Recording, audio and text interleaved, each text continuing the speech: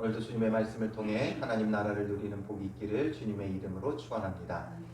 우리가 지금 스테반 집사님의 설교를 보고 있는데 이것이 하나로 전체로 보면 더 좋습니다. 그런데 우리가 이제 분량이 너무 많기 때문에 우리가 세 부분으로 나눠서 보게 되어지는데, 먼저 앞서서 어디를 보았습니까? 아브라함부터 족장 시대, 그래서 요셉에 이르기까지의 그 일들을 통하여 스데반이 전하고자 하는 부분을 살펴보았죠. 그 내용은 무엇이었어요? 바로 그들의 믿음의 조상인 아브라함이 하나님의 약속을 통하여 구원받는 은혜를 누렸고, 그것이 바로 믿음이라는 것을 통해 약속과 믿음, 하나님의 언약과 믿음 속에 출발되어졌다는 것. 그래서 결국에는 이 모든 구원이 하나님의 주권적인 섭리 가운데 있다라는 것을 밑바탕에 깔고, 그런 가운데 요셉이 어떻게 구원자가 되었었는지를 살피죠. 그들에게 있어서 정말 대단한 지도자, 정말 훌륭한 지도자, 모든 유대인들이 존경하는 자는 요셉과 모세와 다윗이죠. 솔로몬이죠. 그러니까 이런 대표적인 인물들이 그 역사 가운데 하나님의 구원의 일을 하나님께서 그들을 통해 어떻게 베푸셨는가, 그것이 이제 누구에게로 이어졌다는 거예요? 예수 그리스도에게 이어졌다는 것이죠. 그래서 예수님은, 그들은 예표에 불과했다는 거예요. 그들이 대단한 게 아니라 그들을 들어 사용하신 하나님이죠. 하나님의 손길이 그들을 어떻게 구원하셨고, 그들을 통해 어떻게 우리에게 구원을 베푸셨고, 또 이제 예수 그리스도를 통해 우리에게 어떻게 구원을 베푸시는가, 그것을 말하고자 하는 거예요. 그래서 아브라함도 그가 믿음으로 가나안 땅에 찾아온 게 아니라 앞선 4절에 보면 하나님이 그를 거기서 너희 지금 사는 이 땅으로 옮기셨느니라. 하나님이 옮기신 거죠. 그는 믿음으로 출발만 한 거예요. 진정한 구원과 옮기심은 하나님의 손길이에요. 그리고 너희 조상이 시기하여 애굽에 팔아버렸던 요셉을 하나님께서 온 집의 통치자로 세웠다라는 거죠. 그게 9절 말씀이었죠. 하나님이 그와 함께 계셔 그 모든 환난에서 건져내사 애굽 왕 바로 앞에서 은총과 지혜를 주심에 바로가 그를 애굽과 자기 온 집의 통치자로 세웠느니라. 결국 하나님의 손길이 그들을 구원자로 삼았다라는 걸 보여주고 있는 것이죠. 이제 오늘 본문은 모세로 이어지게 되어져요. 그리고 이 모세도 역시 이제 구원자의 역할을 했죠. 그런데 특별히 모세에 대한 것을 가장 많은 부분에 할애해서 설명을 하게 되는데, 왜 많이 할애해요? 왜냐하면 이 지금 유대인들이 스데반을 무엇으로, 거짓으로 고발했어요? 먼저 성전을 예수께서 헌다고 하셨고, 그 다음에 모세가 우리에게 전하여 준 규례를 고치겠다. 이 두 가지로 고발했죠. 그래서 모세의 율법과 성전의 문제를 그들이 문제 삼았기 때문에 특별히 모세에 대해서, 모세를 무시하거나 폄훼하거나 그의 것을 무너뜨리려 하는 것이 아니다라는 거죠. 인정하는 거예요. 모세를 그것도 동일하게 예수님뿐만 아니라 자기도 그들의 참된 율법을 준 자로 인정하고 있음을 밝히면서, 그러나 그 모세가 누구인가를 전하려고 하는 거죠. 그래서 17절에 보면 하나님이 아브라함에게 약속하신 때가 가까움에, 이렇게 되어 있죠. 아브라함에게 약속하신 때가 가까이 왔다. 앞서서 아브라함에게 하신 약속들, 그를 이 땅에 옮기시고 발붙일 만한 땅도 유업도 주지 아니하시고 다만 이 땅을 아직 자식도 없는 그와 그의 후손에게 소유로 주신다고 약속하셨으며, 하나님이 또 이같이 말씀하시되 그 후손이 다른 땅에서 나그네가 되리니 그 땅 사람들이 종으로 삼아 400년 동안 괴롭게 하리라 하시고, 또 이르시되 종 삼은 나라를 내가 심판하리니 그 후에 그들이 나와서 이곳에서 나를 섬기리라. 이렇게 약속하신 것을 언급했죠. 그리고 이제 그 약속하신 때가 가까웠다. 400년이 다 찼다라는 거죠. 그때에 하나님께서 또 구원의 손길을 누구를 통해 베푸셨느냐? 바로 모세를 통해 베푸셨다라는 것이고, 그 모세도 역시 예수 그리스도를 예표하는 자였음을 밝혀주는 거죠. 이스라엘 백성이 애굽에서 번성하여 많아졌더니 몇 명이 들어갔다고 앞에서 말했어요? 75명이 들어갔는데 번성하여 많아졌죠. 그래서 나올 때 이스라엘의 인구 조사를 하면 몇이에요? 60만이 되어지죠. 그래서 요셉을 알지 못하는 새 임금이 애굽 왕 위에 오르매 그가 우리 족속에게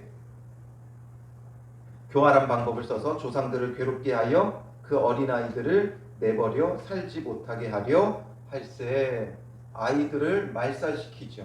위협을 느꼈어요. 그래서 어린아이들을 말살시키고 다 죽이라고 명하셨죠. 그 가운데 살아남은 자가 누구였어요? 모세였어요. 한번 잘 생각해 보세요. 예수님도 마찬가지였죠. 유대인의 왕이 나셨다는 소리를 듣고 헤롯이 모든 남자아이를 죽이게 해요. 그 가운데 이제 요셉과 마리아가 예수님을 숨겨두고 또 그렇게 해서 예수님을 살리게 되어졌죠.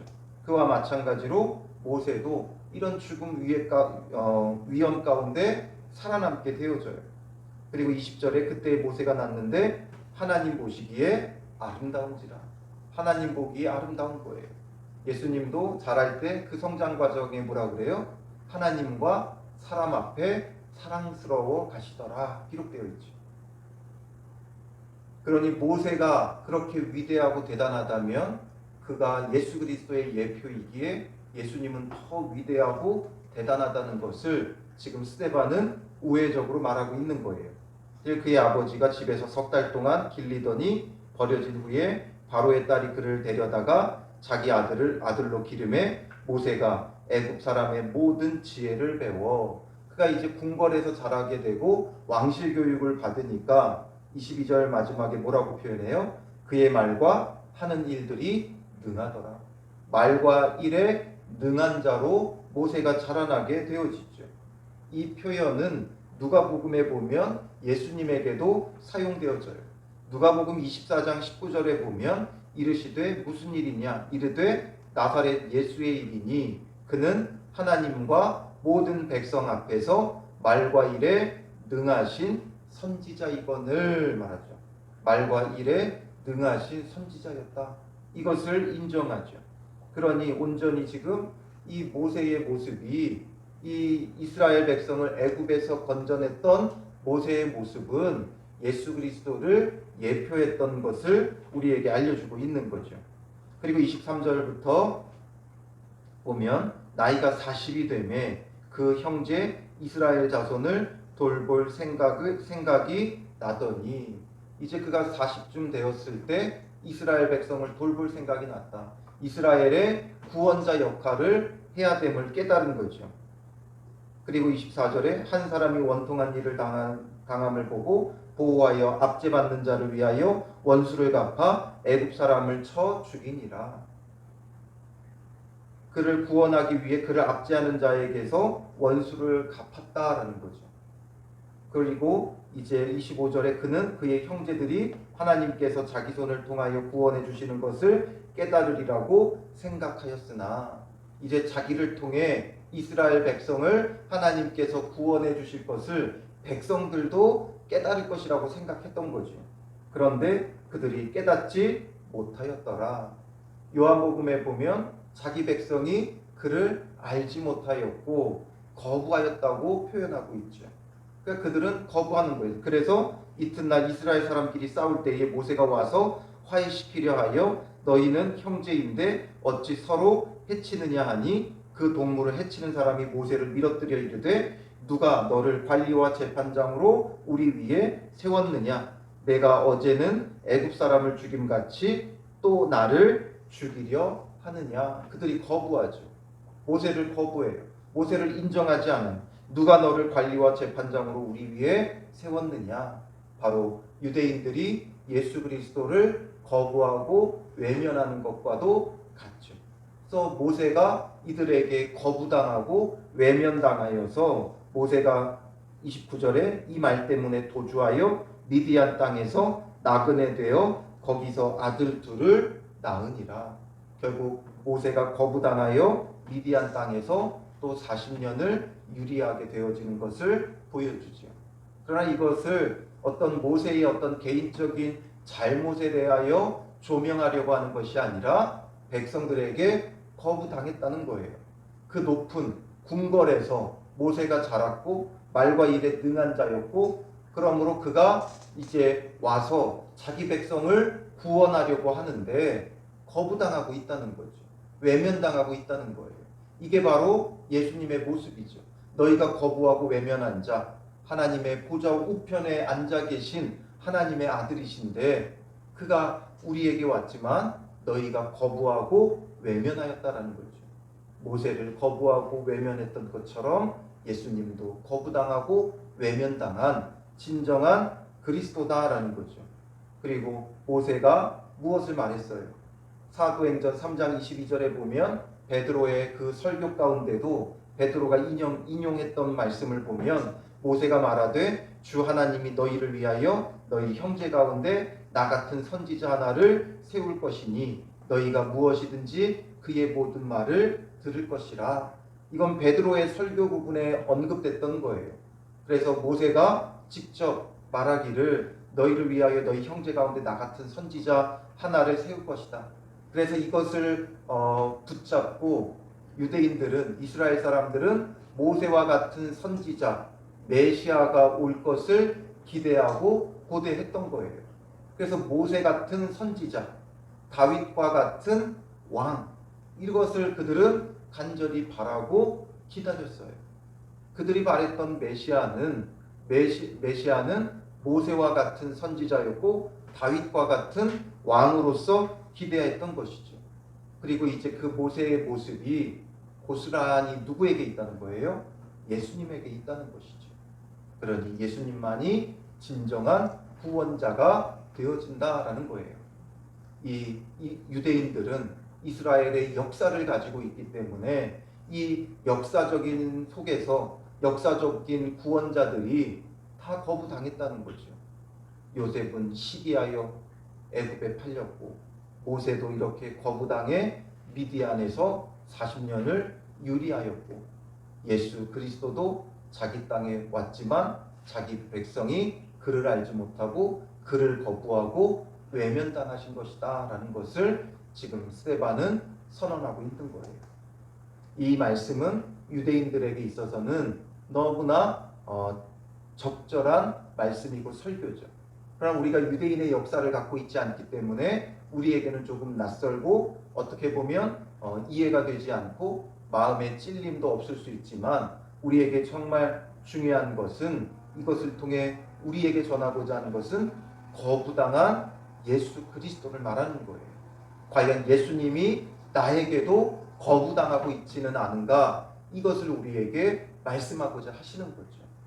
우리에게는 이 역사는 와닿지 않아요. 어떻게 보면 우리의 역사 가운데 우리가 일제 침략과 6.25 전쟁과 이런 것들을 통해 설명하면 더 와닿을 수는 있겠죠. 그러니까 이들에게는 이게 굉장히 큰 역사적인 중요한 사건이에요.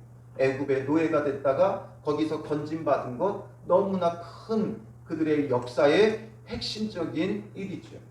그러니 이것을 들어 말하며 그동안 거부당했던 너희의 지도자들, 구원자들 생각해 보라는 거예요. 예수 그리스도의 예표였고 그림자에 불과하다. 예수 그리스도가 진짜고 본체고 실체다라는 것을 말해주며 그들에게 예수님을 더 이상 거부하지 말 것을 말하죠. 오늘 우리도 예수님을 거부하고 있는지도 몰라요. 우리가 죄인이기 때문에 우리의 마음이 악하기 때문에 우리도 모르는 사이에 예수 그리스도를 거부하고 여전히 내 욕심과 정욕을 따르려 할 때가 너무나도 많죠. 입술로는 나를 공경하나 너희 마음은 내게서 멀도다. 이사야의 그 예언처럼 또 예수님이 말씀하셨던 것처럼 우리가 입술로는 예수님을 공경하지만 우리의 마음은 예수님으로부터 멀고 거부할 때가 많다는 거예요. 어렵다, 힘들다 말하면서 정작 예수를 안 찾죠. 예수님을 붙잡지 않아요. 그게 바로 예수님을 거부하는 거예요. 우리 삶 속에 염려하고 걱정하면서 예수님을 찾지 않고 붙잡지 않는 것. 어떤 특별한 순간에만 기도하고 매 순간 매 사이에 정말 예수님이 내 앞에 계시고 내 곁으로 지나가시고 나와 함께하고 계시고, 그러므로 그 예수님을 붙잡고 구원의 은혜를 매 순간순간마다 누리는 믿음의 사람이 되어야 하는 것이죠. 예수님을 인식할 수 있어야 돼요. 그래서 그 예수님을 찾아야 되고 불러야 되고 붙잡아야 돼요. 그렇지 않으면 예수님이 거부당하시는 거죠. 시기로 요셉을 팔아버리듯이, 누가 우리의 선지자와 지도자로 세웠느냐고 거부하듯이, 우리의 관리와 재판장으로 세웠냐고 거부하듯이 하나님의 말씀을 거부하죠. 따르기를 원치 않아요. 너만 잘났냐 그러죠. 누가 권면하면 너만 잘났냐. 그것이 바로 우리가 예수님을 외면하는 거예요. 예수님께서 성경을 통해, 설교를 통해, 아니면 성도를 통해, 또 아니면 누구를 통해서라도 말씀하셔요. 우리를 선한 길로 인도하기 위해 누구를 통해서도 말씀하셔요. 그리스도 예수 안에서는 1만 스승이 있다 말하죠.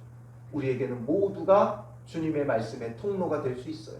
그러니까 거부하거나 누구의 그 말도, 찔리는 말, 내 마음에 찔리는 말, 내 마음에 거부가 되는 말 거부하지 말고 겸손하게 듣고 생각해야 돼요. 그 말이 나에게 해당되지 않는다면 괜찮은 것이고, 정말 내 안에 해당된다면 회개하고 돌이키고 거기서부터 우리가 성장하고 성숙하고 예수 그리스도를 더욱 붙잡을 수 있는 거죠. 그래서 우리가 얼마나 예수님을 거부하는 존재인지를 우리가 깨달아야 돼요. 우리도 모르게 거부하고 내가 원하는 것을 붙잡죠. 그러니 이제 그 거부하는 신앙이 아니라 예수님을 인식하고 예수님을 붙잡고 예수님을 찾고 부르고 예수님만이 나의 유일한 구원자 되심을 우리가 믿고 따르는 자가 되어져야 되는 거죠. 우리도 모르게 우리는 예수님보다 세상적인 걸 더 찾아요. 어떤 어려움, 어떤 문제 있으면 인간적인 생각과 인간적인 방법으로 어떻게 해야 되나 염려하고 걱정하죠. 그게 아니라 그 모든 순간에 예수님을 찾고 붙잡는 믿음의 사람들 되시기를 주님의 이름으로 축원합니다. 기도하겠습니다. 살아계신 아버지 하나님, 요셉처럼 모세처럼 거부당하시는 예수님을 오늘 말씀을 통해 우리가 보게 됩니다. 이처럼 오늘 우리도 우리 삶 속에 너무나도 예수님을 거부하고 외면하는 자임을 봅니다. 입술로는 주를 믿고 공경한다 하지만 정작 우리의 마음에는 우리의 생각과 우리의 욕심과 세상의 가치와 기준이 꽉 들어차서 우리도 모르게 염려하고 걱정하고 주를 찾기보다는 근심하며 세상적인 방법을 찾는 것이 더 익숙한 우리들이오니 우리를 불쌍히 여겨주시고 우리의 삶 속에서 거부당하시는 예수님을 바라보며 회개하고 돌이키게 하여 주시고, 이제는 우리가 그 예수님을 온전히 찾고 붙잡고 우리의 오직 구원자 되심을 바라보는 자 되게 하옵소서. 우리와 함께 계신 예수님을 먼저 인식하는 자 되게 하시고 그 예수님을 바라보며 붙잡고 그 예수님께 간구하며 주님이 주시는 참된 구원의 은혜 속에 거하는 믿음의 사람들 되게 하여 주시옵소서. 오늘 하루 어디를 가고 무엇을 하고 누구를 만나든지 매 순간순간마다 예수님을 찾고 부르며 예수님이 주시는 그 구원의 은혜를 누리게 하여 주실 줄 믿사오며 예수님의 이름으로 기도합니다. 아멘.